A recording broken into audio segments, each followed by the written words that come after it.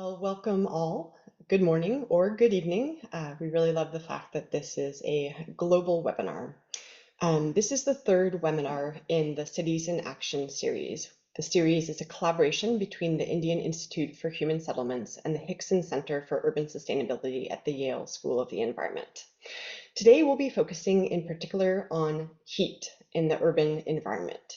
Heat is a challenging climate hazard in that it is invisible and frequently almost unseen, despite the fact that it is a deadly and dangerous hazard. So today we're going to unpack some of the challenges and risks posed by heat in a warming climate, and we will particularly focus on solutions.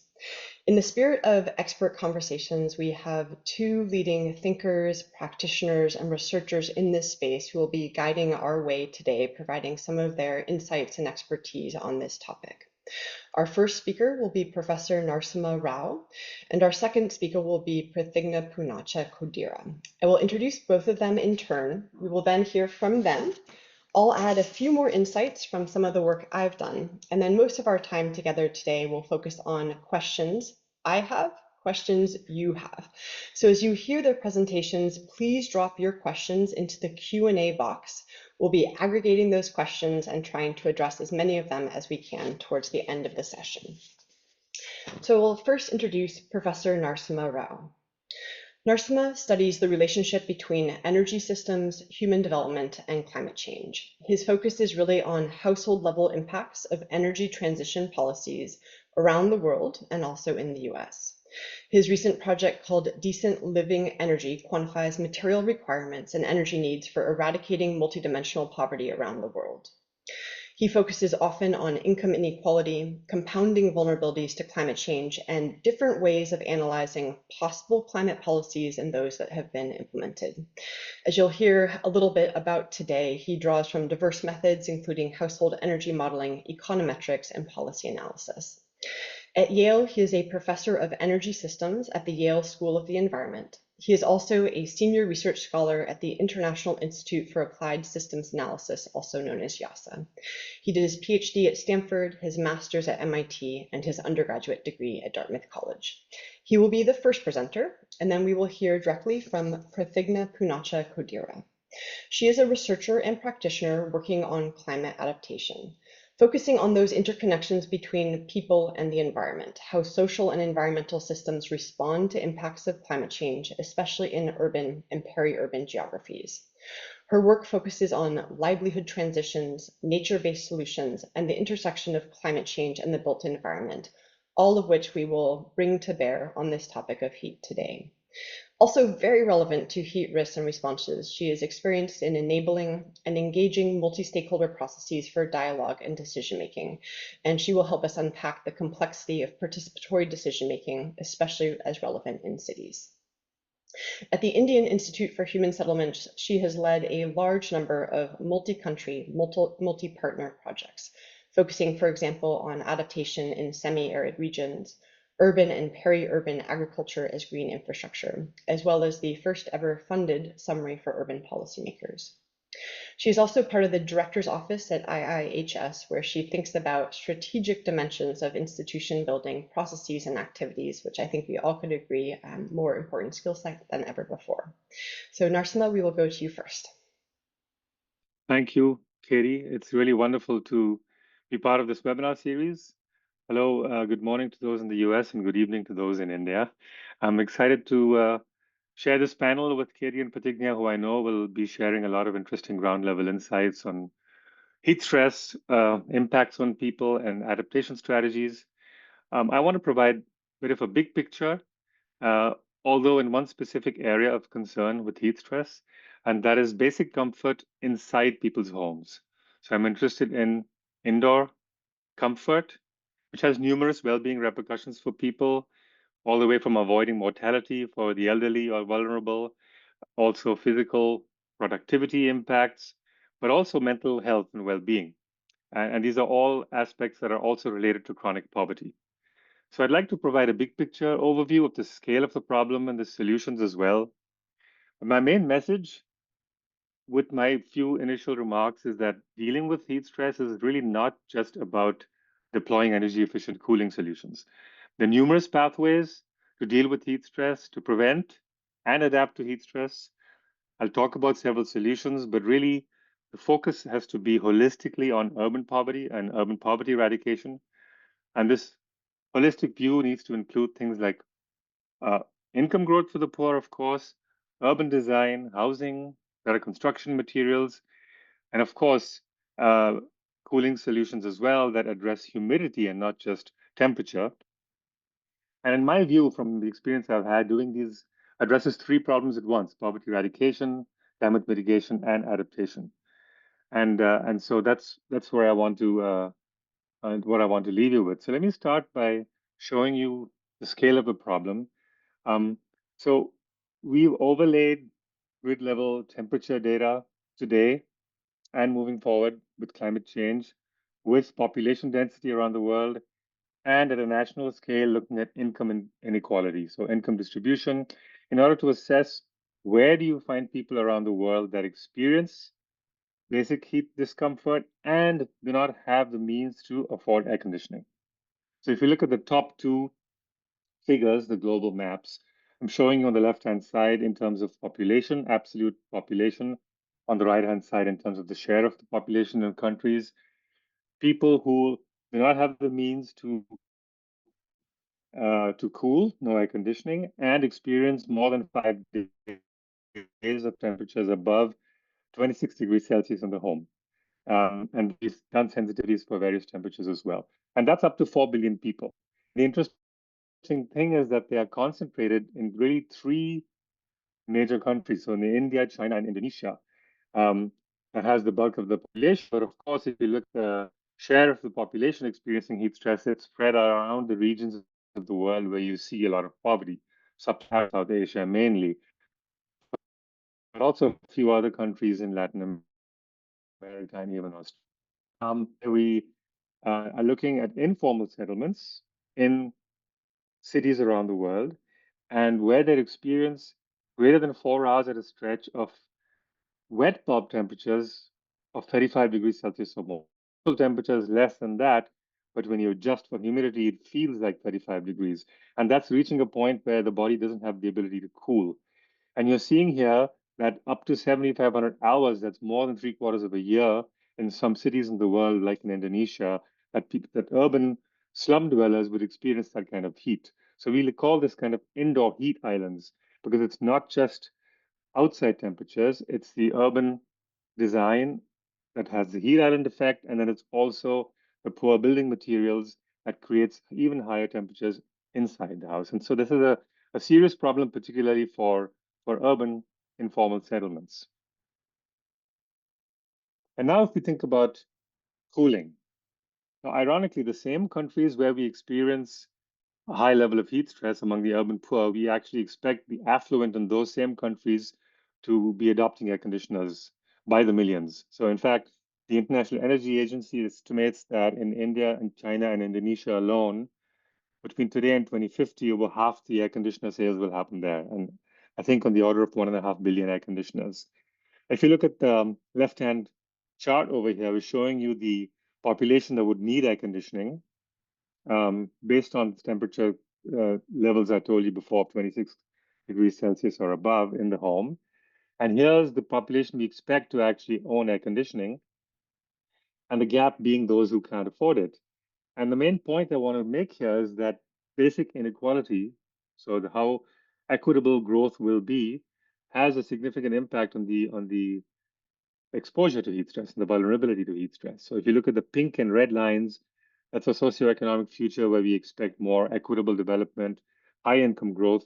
You will shrink that population significantly, but in a world where we have very high levels of poverty and less income growth, you can actually expand between the green lines, the share of people that cannot afford air conditioning, but we think would actually need it. We can zoom in to particular areas of the world. We're looking at megacities. These are high concentrations of populations in cities, but we expect to see more than 15 million people by 2050. And you're seeing in each of these bars the population breakdown in terms of those who have AC, so that's the white part, And the red and brown are those who we expect cannot afford air conditioning, and the dark brown are the slum dwellers among those who can't afford air conditioning. And if you look at Mumbai here, where I'm putting the laser pointer, you see in two different futures, in a future where you actually have fairly equitable growth, but high levels of growth, this becomes a mitigation problem. You have a high percentage of population that have air conditioning, but if we don't think about mitigation strategies, this becomes a serious concern for causing climate change. Whereas if you have highly inequitable development and a lot of people cannot afford air conditioning, then you have a serious concern of heat stress among the urban poor.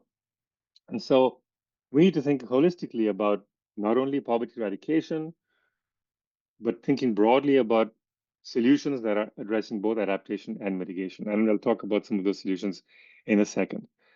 What does this imply in terms of energy? Well, the amount of energy that would be required just today, based on the gap that we see in people needing but not having air conditioning, with this threshold of 26 degrees, that's already about 15% of global electricity production today. And that is estimated based on the most minimal cooling. So we just assume 8 hours a day only in bedrooms for just a small floor space within the home. Actual energy consumption of the patterns that we see in the real world are actually even higher. And then if you think about the importance of adaptation, if we were to cool to temperatures lower than 26, which is actually the norm, then we could actually more than double that energy requirement. And this is only for the population today that lack energy access, not considering the future. And as I didn't point out, in futures where you have more climate change, the share of this population, of course, would be even higher, as indicated by these lines over here. So this is why the energy problem is significant as well, and we need to think about mitigation solutions. So what might those be that can address adaptation and mitigation and poverty eradication? Well, the cooling strategies we need to look at are multifarious, and I'm just providing a broad overview, and they're context dependent. Passive cooling is really important, so we can't think of just air conditioning as a solution, especially in slums. You see here cool roofs. A study that I've done with PhD students has shown that 90% of the heat stress events, those 35 degrees Celsius and above for 4 hours or more, 90% of those events can be reduced by just passive cooling of, using cool roofs in the cities that we studied uh, in, uh, in South Asia and Indonesia and in Africa. Of course, urban design and greening. Here we're concerned about the morphology of buildings, the ability to shade, cooling heat islands with greening, um, the density of the buildings and how they're located, and the effect of transport. All of these factors that I'm sure my colleagues will get into in more detail. We care about building construction and design. So we've done studies where we've shown stabilized earth blocks using local materials are cheaper. They provide insulation to reduce cooling needs, um, which would be really an efficient way to proceed. And that's not the norm today in terms of how construction is done. Slum redevelopment. So this is a housing problem that's highly politically charged, as we've seen in India recently. The redevelopment of the biggest slum in Asia. I think I'm going very slow. I need to increase my pace. And behavioral change is really important because factors associated with temperature set points and the size of your homes are extremely important for mitigating climate change. So overall, with these strategies, I'm trying to say that we have strong synergies between adaptation and mitigation. I just want to spend 30 seconds, if I may. I know I'm going over time to say that this is a problem even of urban poverty in rich countries and in the US. And we don't have enough understanding uh, who are not using their ACs even though they have them. And so that's a concern where we need to address trade-offs people make between energy insecurity and other deprivations that they face. So I'll leave that at that. Thank you so much. I look forward to our discussion. Thank you so much, Narasimha. Really crucial framing there, connecting poverty eradication with climate responses of all forms, adaptations, and mitigations. We will now go to Prathijna, who will also provide some opening reflections. Thanks, Katie. Let me just share my screen. All right. Thank you so much, Katie, and thank you, Professor Narasimha, for that presentation. I'm very happy to be here in this panel and look forward to, I think, speaking a lot more about things that will have a lot of overlaps and intersections in all the three of our works and presentation. So I'm going to speak a little bit about heat adaptation from the Indian context, how are Indian cities particularly adapting to extreme heat. And I think, Professor Narasimha, you've sort of laid some context to this. And the slide that you see here is basically a few headlines from just over the past 2 months, Feb 2025 and March 2025. 2024 was the hottest year recorded in India, and Feb 2025 is already the hottest February ever recorded in India. And the heat problem in India that we see are, like across the globe, rising temperature, but also rising warmer nights, rising temperature in the nights, summer season coming in earlier, winters becoming warmer, and lot more heat waves and extreme events related to heat being announced, with implications for health, with implications for labor productivity, for well-being, for mortality, and other things. And your map, Narasimha, did show that the vulnerable populations and the density of population in India is far higher than many other places in the world. So this is a very, very significant problem. This is seeming to be the most defining crisis in the recent time, at least, related to climate change. So in this context, I'm going to be speaking a little bit about how Indian cities are adapting to extreme heat, and I'm reflecting on this from a work that I did along with other colleagues at IIHS, and really looking at the formal response mechanism to responding to heat at a city level. So what I'm going to be talking about is insights on heat risk governance and incremental adaptation, looking at heat action plans of 10 cities. Now, heat action plans are basically guidance documents that's prepared at the center by the National Disaster Management Authority. The guidance for preparation of heat action plans are provided at the center and operationalized at either the state. India is a federal structure, so it is operationalized either at the state level or at a further lower level at the district or even at the center. And in some states, there are multiple levels of heat action plans that are already present. And heat action plans are a document response framework for dealing with especially heat waves, but also in the run up to the heat waves, during the heat season, and after the heat waves. It's estimated that at the current point we have over 100 heat action plans in the country at different levels. As you can see in this map, most of the states have heat action plans, and several districts also have within these states have heat action plans, and then we have 10 cities that have action plans at the city level. And the review that we have done are of these 10 cities that you see on the map. Like I mentioned, the governance of heat in the country is actually is operationalized from the top at the national level. That's the National Disaster Management Authority that sort of provides these guidances for the preparation of heat action plans. And the Meteorological Department of India, the IMD, sort of makes forecasts that then based on which heat waves are declared, and there are different thresholds based on which heat waves are declared in the country. For example, in the plains, if the dry bulb temperature goes over 40 degrees Celsius, in the coastal regions over 35 to 37 degrees Celsius, and in the hilly regions, if it goes over 30 degrees Celsius, a heat wave is declared. And when a heat wave is declared, there are certain actions that are set into motion. And these heat action plans sort of provide that guidance of how do you enable things across different sectors at different levels in response to heat action plans. So from the national level at NDMA, the State Disaster Management Authority sort of further localizes it to state levels.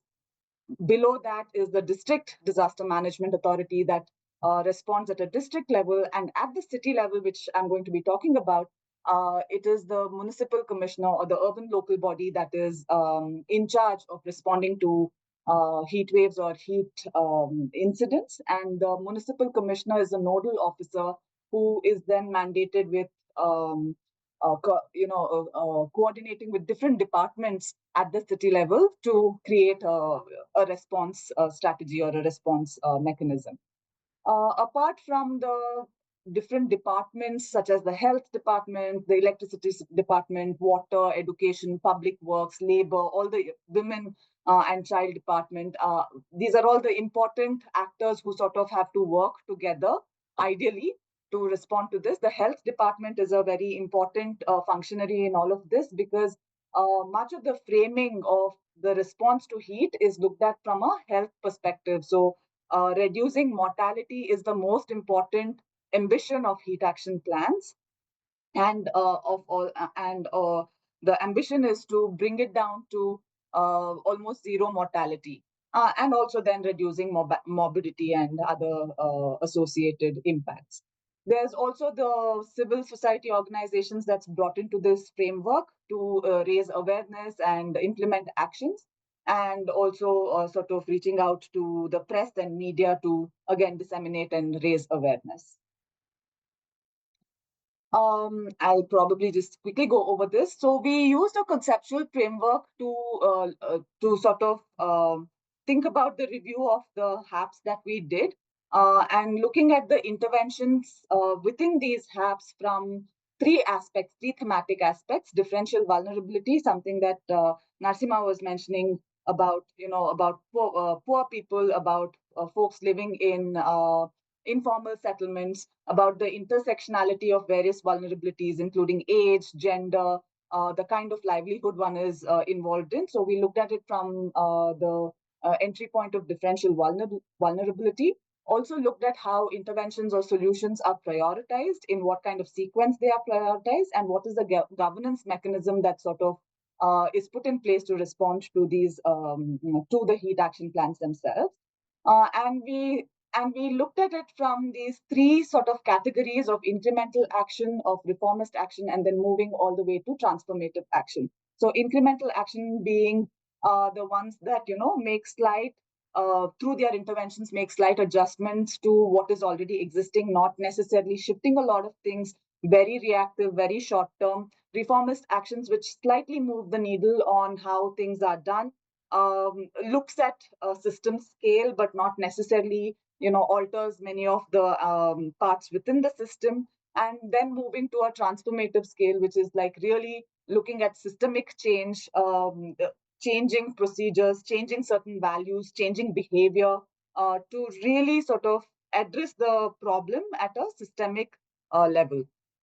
So an analysis of all the HAPs and the interventions within those HAPs sort of show us that much of the cities and the actions associated with the HAPs of these cities sit somewhere between incremental and reformist actions. So, things like increasing public awareness to health risk, or slightly modifying the timings of either school children when they start the day and when they end the day, or slightly changing the timings of outdoor workers and outdoor laborers so that they're not out during peak heat during the day.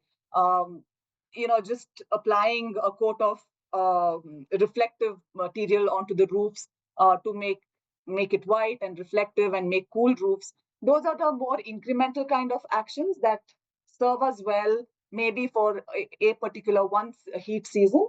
And then more towards the reformist action, which looks at developing a slightly more longer term infrastructure in terms of a network of cooling shelters, or trying to implement a better health system itself and a more agile response system to any of the heat impacts on health. And then again, transformative actions, we do see some cities having some responses that are transformative, that hold transformative potential, such as legally protecting green blue spaces within the city, thinking differently about the way cities themselves are planned, amending building codes, for example, mandating certain building codes and regulations that ensure that there is passive cooling as part of the building codes, or even revising and enshrining those labor codes to ensure that vulnerable workers are not exposed to extreme heat.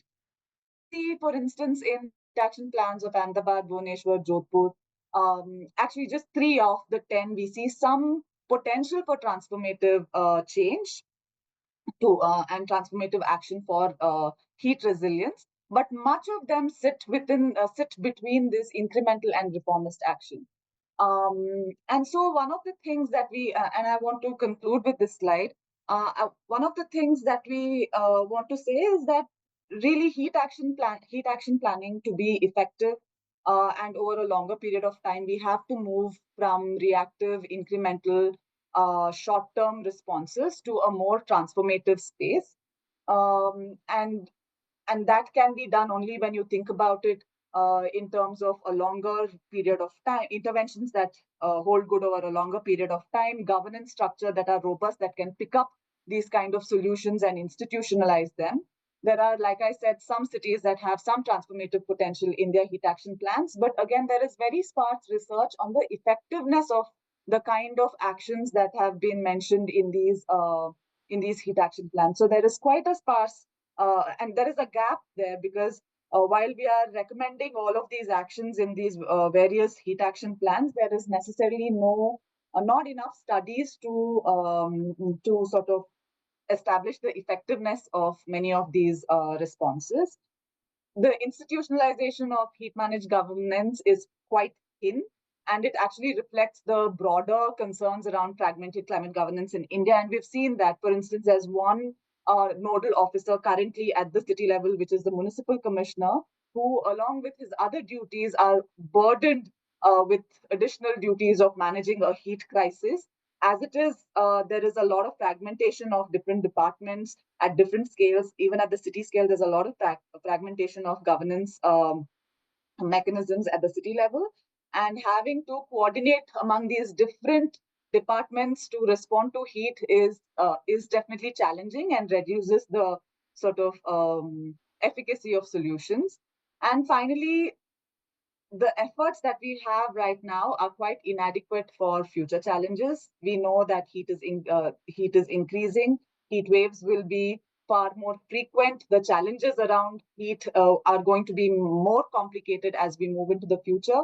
And we do need to think about proactive measures for heat adaptation and thinking about really making resilience at the heart of this whole conversation.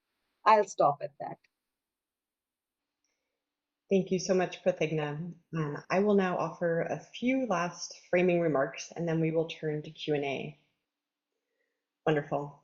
So what I would like to do in just a few minutes is describe how I think about the different determinants of heat risks in a changing climate and what these different determinants mean for effective responses. So first, heat hazards. Heat universally is this invisible hazard that is so often unseen in policy responses. But the main point I would like to emphasize here is that heat takes a number of different forms. And if we were to spread those forms out on a spectrum, they range from heat that comes in waves to heat that lasts for entire seasons. So this is a complicated map, but one I really love because it demonstrates this point that there are different types of heat we need to have on the radar. Across the world, the shading of the continents shows the number of heat waves that have occurred in the historical record based on World Meteorological Organization definitions. So a heat wave here defined as 5 days in a row that are 5 degrees Celsius hotter than normal. If we take this definition, we look immediately to the northern latitudes, and indeed areas such as Canada and Russia have had very severe heat waves.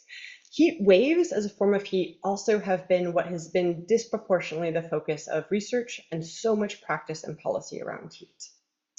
However, if you contrast this map to the presentations you just heard, a surprising contrast will emerge. So if we look now down towards the more tropical latitudes, we notice that much of the world is black, having had fewer than 10 heat waves in the historical record. But as we have developed a good sense of already, these are very hot regions. So what's going on? So even though they are defined as having no heat waves, if we look at all the station data represented by these points around the map, we see that these are regions that are, by contrast, chronically hot, exceeding 90 degrees Fahrenheit heat index, so over 32 degrees Celsius heat index for at least 30 days a year. And if we look at India or Malaysia or Indonesia, we see that this heat often lasts for almost the entirety of the year. So that's my first main point. There are different forms of heat, and we want to consider both heat waves and heat seasons in our vantage on the risks. The second point I would like to make is that especially where heat is a chronic hazard, exposure to it is highly differentiated across any urban population. So what are the exposures that can occur? Definitely in the context of work. Outdoor workers, whether in agriculture or construction, but also indoor workers can be heavily exposed. How do people get around a city? Commutes or other major places of exposure. And then, as we've heard already from Narasimha's opening reflections, the home is a very substantial and sometimes dangerous place of exposure. So if we add these up, here's the main point I would like to make. You have some individuals in a city who will be exposed to dangerous heat in their homes and on the job. Some people will be exposed only at home or only at work. And some people, like me, like most policymakers, who are able to choose their exposures, for example, when you recreate. And if we add up these differential exposures, what we see is that those who are exposed at home and at work can have astronomically higher daily and seasonal exposures as compared to those who are able to cool their homes and their jobs. Third point I would like to make is that vulnerability is often compounding in the space of heat, and this really drives up risks for some people and some households. Here I'll describe this through a study we've done focused on a subtropical city with a seasonally tropical climate in Miami-Dade County, Florida. So it's an urban region, and we can see the clear urban heat island here emerging in the land surface temperatures on the left. And the real question is that so many of the factors that increase vulnerability to heat in the home also increase energy burden, so the likelihood that energy is unaffordable for households.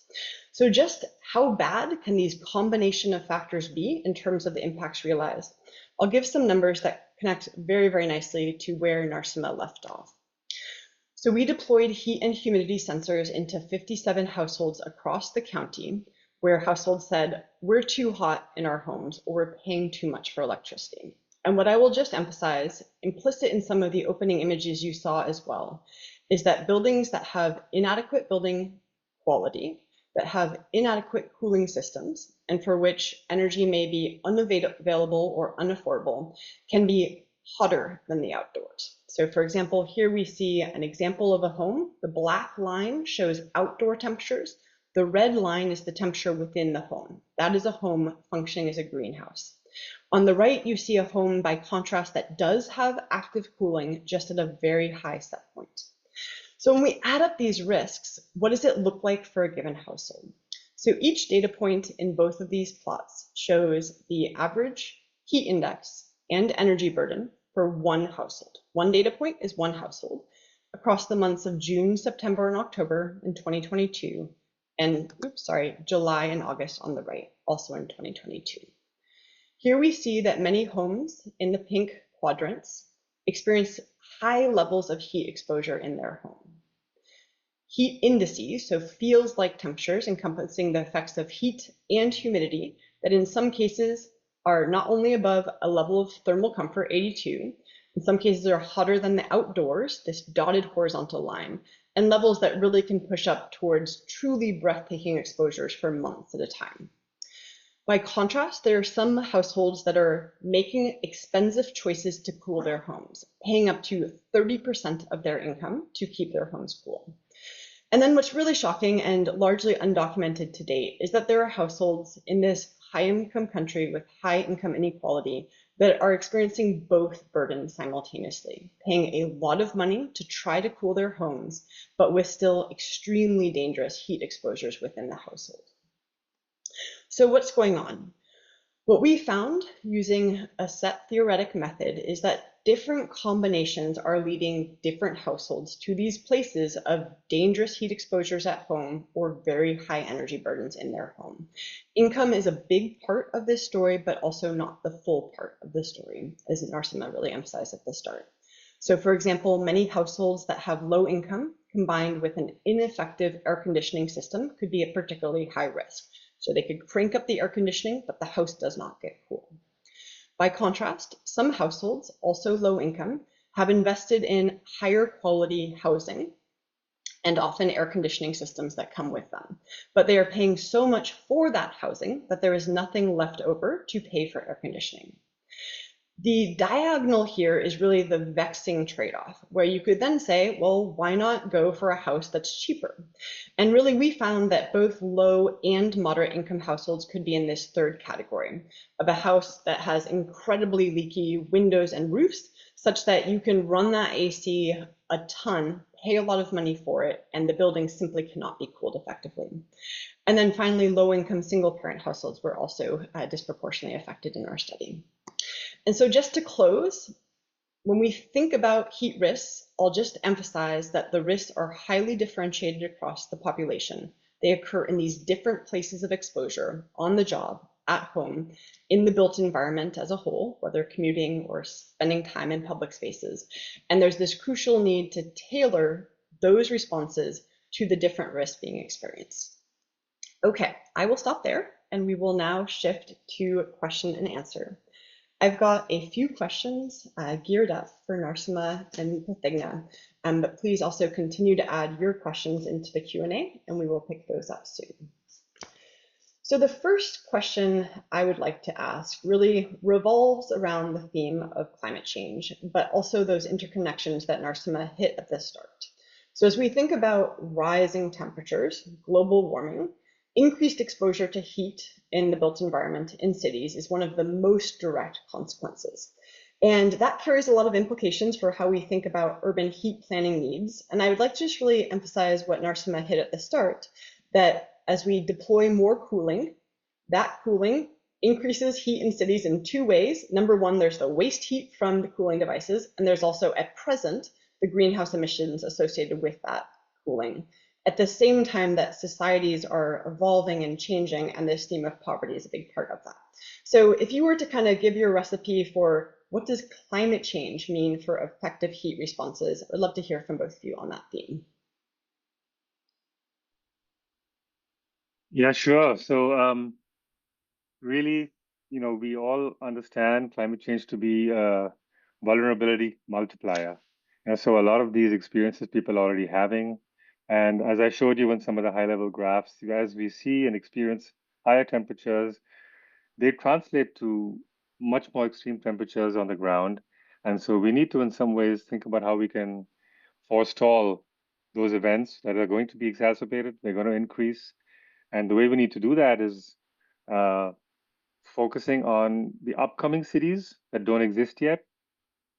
That's one category where we can plan and design them so that we can avoid the kind of heat island effects.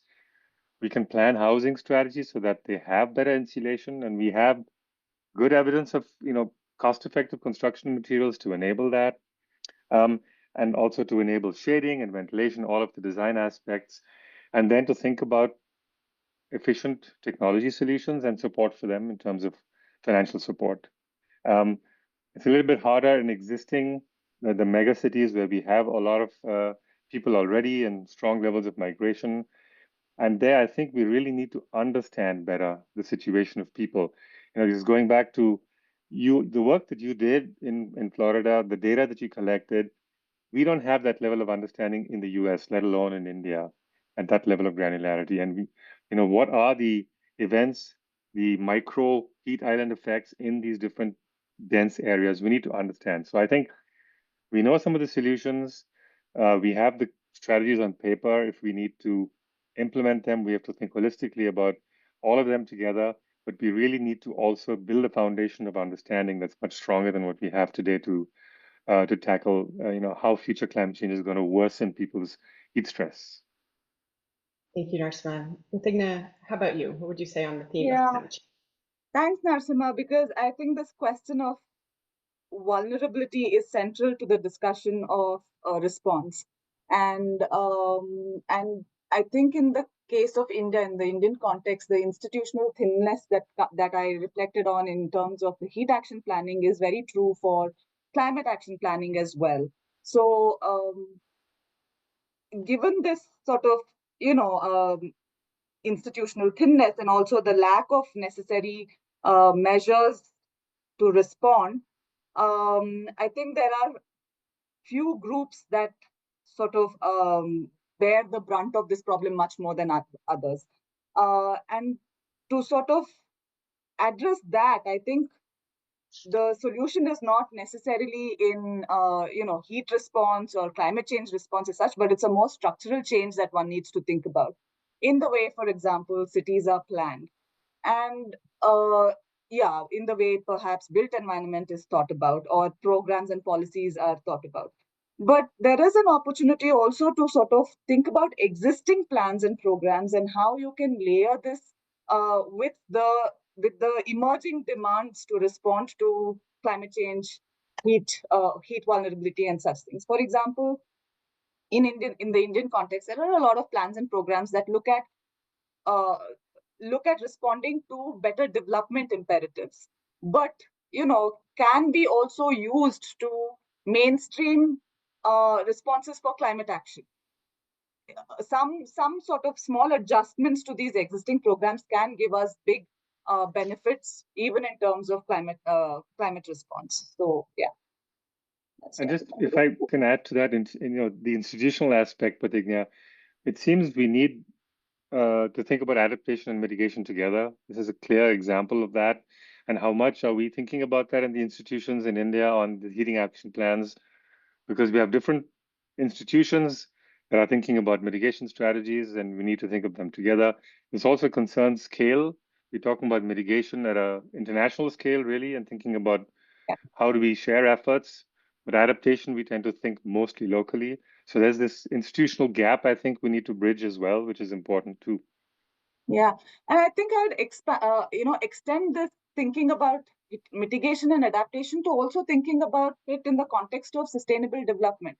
So really, in the Indian context, sustainable development at the heart of it, but also looking at synergies for adaptation and mitigation, with keeping the development priorities at the center of it. Yeah, and of course thinking about it from a very systems perspective, not looking at it either sectorally, which also is a challenge in many ways to thinking about transformative change, that we end up thinking in very sectoral terms, and missing the bus on transformative change and systemic change. Okay, wonderful. So many themes floated here already, and we've got a rich set of questions emerging in the chat. I'm going to try in the next questions to integrate themes across the Q&A, as well as some of the themes that we had already floated before the session even began. So something I am often asked is, what are the heat impacts and consequences of greatest concern? The biggest reason we need to take action in having heat policy within cities. So I guess I would be curious, what's at the top of your list, whether it's public health, livelihood impacts, quality of life impacts. If we were to make it the pitch, here's why we need to take action on heat, what would you put at the top of your list? I think on top of the list would be, and not to say actually that others are not important, but right on top are health concerns. And I feel like there's a lot of focus on mortality, but not enough focus and understanding on morbidity due to heat impacts. And I think that is quite essential to build an understanding around, because that has then implications on how you work, what are you able to do, and actually it has cascading effects on all the other things that you are able to do, including well-being of human beings itself. But again, there are several challenges around this. Data is a big challenge. In the Indian context, we don't have enough data around. We have data on heat mortality, but not necessarily on heat morbidity. And then saying the impacts of heat on these different kinds of mobilities become very difficult. Yeah. I'll stop with that and build on things that come up. Yeah, I mean, I agree with what Prathijna is saying for sure. I would answer the question in a different way. I think the locus, the focus, the highest focus needs to be how we think about slums in cities and their development, not just thinking about heat, because that's the locus of the problem. If we really understand better the politics of the of slum redevelopment, or of how are we going to deal with the multiple problems people in urban poverty face, the reasons why they migrate, what kind of housing we want to put them in, ensuring that they're designed in ways that minimize the indoor and outdoor heat island. I think we will address heat, but also address, if we address it properly, their livelihoods, making sure they're close to the jobs they want, and other aspects of their living standards together. So I think the focus needs to be on urban poverty and urban housing and urban slums. Wonderful. Okay, now we're going to make a pivot towards specific solutions. And I'm first going to start with the smaller scale, the individual actions that we're seeing, coping behaviors. There have been a number of questions in the chat really saying these coping strategies of kind of trying to get through your day in a very hot, dangerous climate can be effective, but they can also have some real limits and can be, in some cases, maladaptive with adverse consequences throughout someone's life. So if you were to say, in the space of things individual people can do when they are exposed to dangerous heat, what would you point to as some of the compelling options, and what would you point to as the crucial limits that we need to be addressing in that institutional gap that you referred to earlier, Narasimha, for example?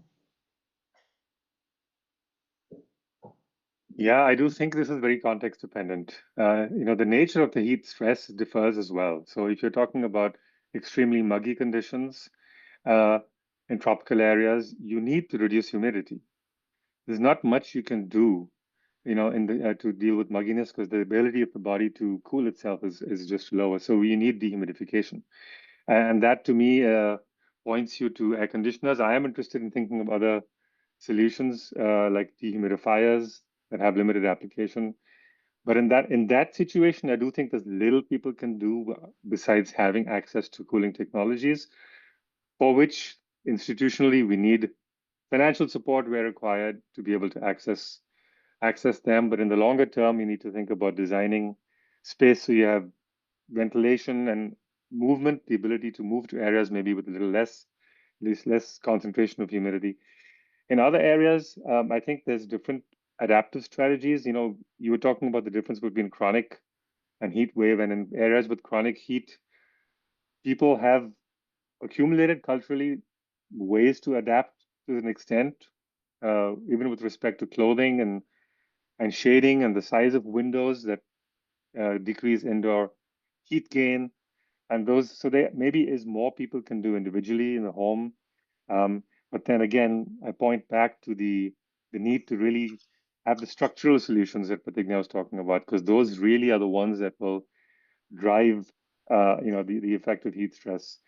From the mitigation perspective, I do think we have to address that too. The cooling energy requirements are so significant that those can be mitigated significantly from a combination of what I've said, but also thinking about behavioral aspects such as the size of homes and whether we have central air conditioning as kind of a norm, what kind of set points we focus on, and how we encourage people to use multiple adaptive strategies so that they don't need the lowest set points for air conditioning.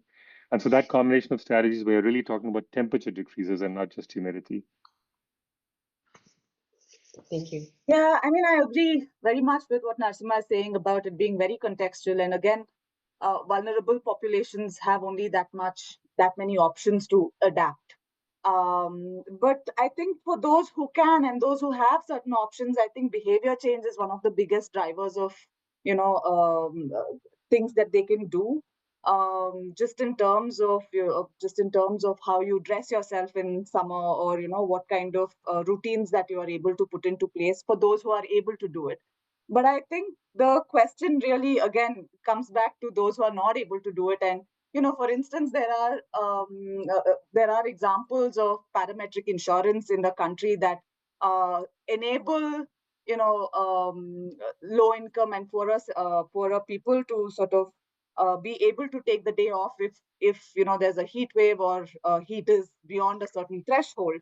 But anecdotally, I also know that several of the folks who have parametric insurance don't necessarily despite getting an payout on that insurance, if the trigger is if the threshold is triggered, will still go to work because you are not able to lose that day's income, or you're not sure that you will get the amount of money that is as part of the insurance. So these are, I think, bigger issues around really having to work, really needing that money despite having a certain insurance. So it is connected to behavior, but I don't think we can put the burden of this behavior on the poor and the vulnerable. And again, the solutions must come from structural interventions. One more small addition to that, Katie. The information with those who are vulnerable and poor, learning and understanding adaptation strategies is important. I saw a recent presentation by an Oxford professor about how the clothing has changed so much nowadays. We're moving towards polyester-based clothing everywhere worldwide, which actually exacerbates heat stress significantly. That you're wearing a polyester sari compared to a cotton sari actually significantly increases the amount of the feeling. And if you're in a dry climate, you can use air coolers, swamp coolers, but in a muggy place, you can't use that. So understanding, adaptive strategies, I think for those who are vulnerable is something that could help too. Yeah.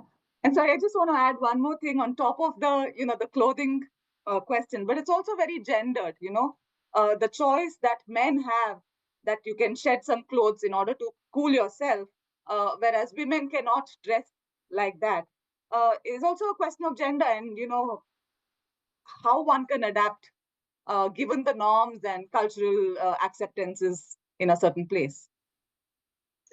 Thank you both. And I'm actually allergic to polyester, which I guess is a good thing. Okay, so let's turn kind of exactly where Prathijna was taking us there, from the individual to the societal, and shining examples of urban heat policy that have caught your attention. You both referred to many different types of responses, upgrades and improvements to housing in the built environment, technological approaches, nature-based solutions, innovations in institutions. Is there anything you would point to in terms of an example that you view as a success story, or at least an example of a program or a policy or a structure that gives you hope and provides lessons that could be built upon elsewhere?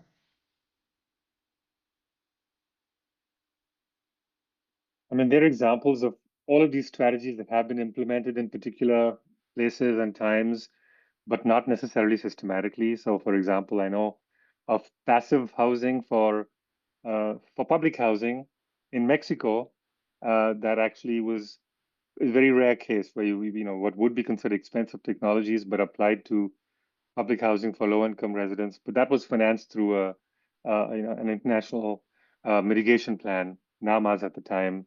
I've seen in Beijing examples of greening roofs, so that's cool roofs, but also greening the city and contributing to reducing the urban heat island effect. I think there's a lot of passive housing examples that you see in existing areas in India, maybe not in urban centers, where they're really well designed to limit heat gain in terms of orientation. Like I said, windows and the building materials, we have examples of those on the ground, but it's just adapting them to the context, and especially in urban areas where you have with high density that I don't know as much as of, but I think Prathijna probably has a better idea of on the ground examples. Yeah, I think there are a few examples from the Indian context, and some of them I spoke about in the presentation. For example, in the city of Hyderabad in India, we have a cool roofs program, which sort of institutionalizes that all new buildings in a particular zone which is exposed to heat must have cool roofs, and that's part of the building code. Or, for instance, again, looking at it from a vulnerability perspective, the Jaga mission, it's one of the world's largest titling program for for low-income settlements, where the government, through this Jaga mission in the state of Orissa, is giving out land tenure security for people in low-income settlements. And that has sort of translated into people.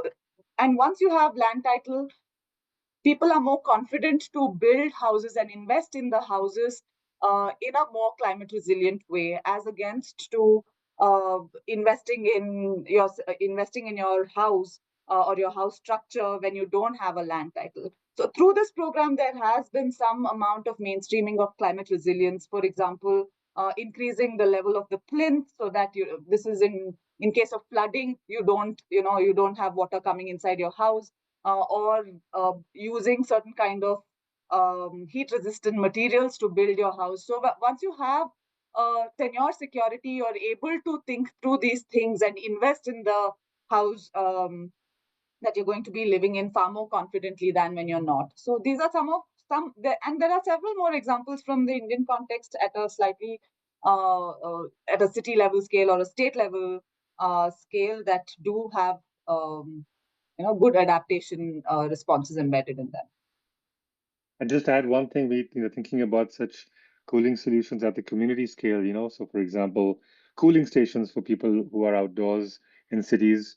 We've seen bus stops in the US where you provide cooling in the bus stops. So thinking about communal spaces where people may not have access at homes, but at least outside they can go somewhere. Access to water, they may not have it home. They can go to a place that they know locally is also important for cities to organize. Yeah. These kind of cooling centers and water provision is actually part of the HAP response as well. And several cities, Jodhpur, Ahmedabad, Surat, have ensured the installation of cooling centers, where vulnerable population can go to cool themselves off for a few hours in the day. Thank you. I think we are getting close to the end. I'll do one more question, and this really spans across a number of questions that we received in the Q&A. When it comes to heat, it is very often the case that those that are most at risk have the least influence in terms of urban government. And we saw that so many different ways across the examples we've discussed today, those living in informal settlements or low income or public housing. In the US, there's a direct connection with heat exposure in formerly redlined neighborhoods. Same goes that low wage labor is often most heat exposed. So I guess my question is, how should urban policy and urban policy processes respond to this? Is the answer community engagement and participation? If yes, what are the limits to that? What needs to happen for it to be effective?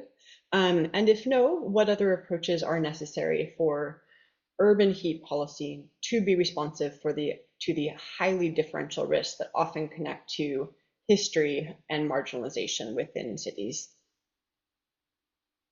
Respond in 30 seconds or less. You want to go first, Prathijna?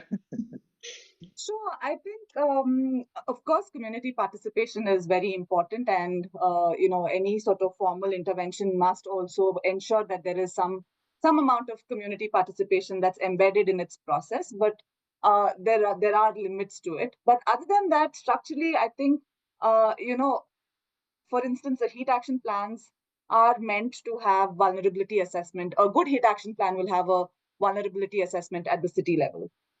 So ensuring that risk assessment or vulnerability assessments are embedded into these plans so that there is adequate understanding of where these populations are located, what are the risks particularly associated with these settlements, will be useful in responding to populations at risk.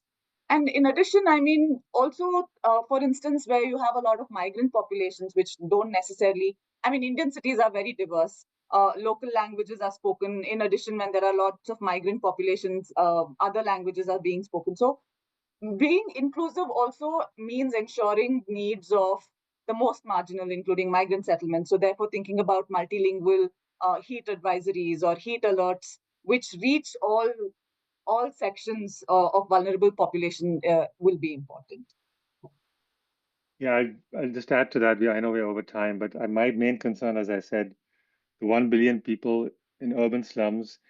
Currently, we think about redevelopment as just putting people into high-rise buildings, and to me, that can actually increase heat stress. You have higher exposure and less shading, and having really political participation from those people to understand their needs, but also think about in the context of all the other issues concerning land tenure and close proximity to livelihoods. All of those one can really only address if one has strong engagement with people. So I definitely support that. Great. Well, thank you so much, Narasimha and Prathijna, for a really rich and crucially important conversation. Today's conversation has been recorded, so for those of you listening, stay tuned for that if you would like to share it with any colleagues. And also stay tuned for an upcoming announcement of the next webinar in this Cities in Action series. So thank you all for joining today. Thank you so much. Thank you.